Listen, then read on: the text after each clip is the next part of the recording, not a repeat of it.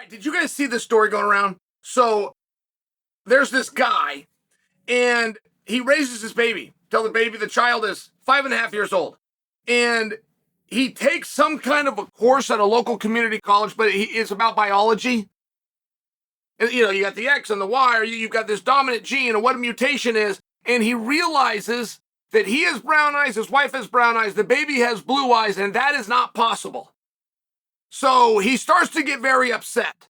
He quietly goes and has a DNA test done with the baby. It's not his. Now, this girl is his sweetheart. They've been together since high school. It's one that neither of them went to college. They got together right away. They got married, had a kid, the whole bit. Like, everything's going well. He files for divorce. She swears up and down, I have never cheated on you. I have never cheated. I don't know what to tell you. I don't even know anybody else. And there's something about the way she's denying it that is very believable. Even though everybody would deny something like that, there's something about this. So guess what they do? I'm giving you a second to pause because you're not going to guess this. Are you ready for the guess? Guess what they do? They go in and test her against the baby. It's not hers either. So the guy was not wrong. The biology professor that was teaching him was not wrong. And the brown with the brown to equal a blue, aside from a mutation, could not happen. That is all true. They switched the baby at the hospital. It wasn't their kid.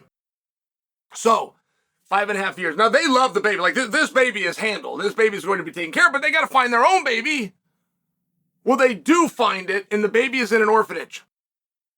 Whoever their baby went home with turned out to be a crackhead, turned out to be abusive, turned out they lost the child to the state, and now they're trying to get it back.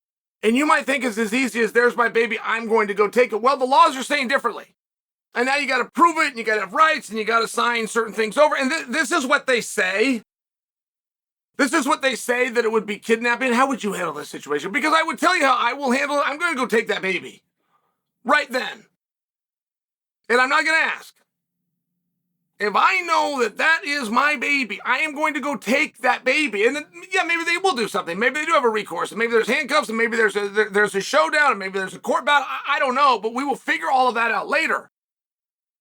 Possession being 9/10 of the law has got to mean something. It's got to be something on my side. Possession being no tenths of the law, I'm going to go and take that baby.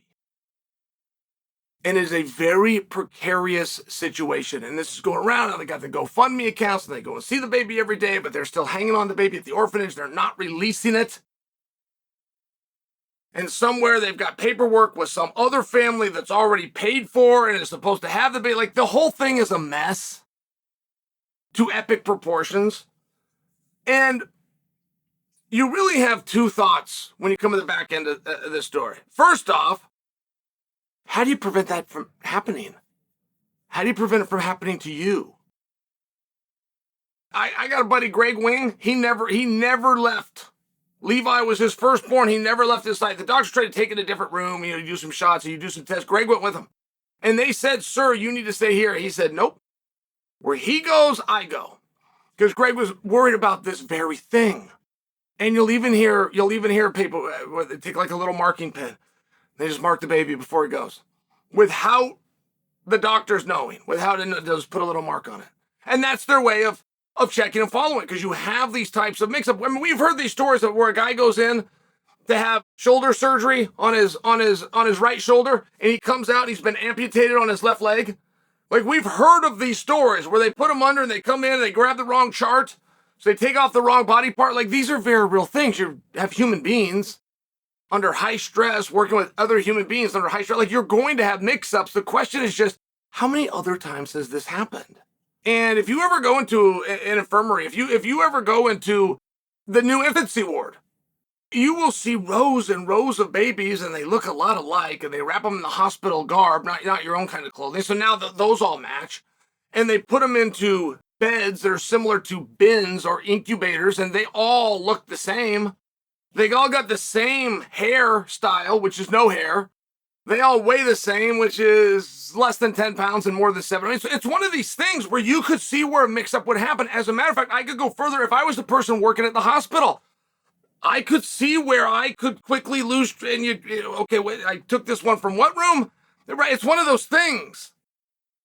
And then when you do have that, particularly back in the olden days, before we had DNA testing, before we understood biology, before we understood what genes would lead to other genes opposite of a mutation, like it's one of those spots. And it is a wildly confusing position for all involved.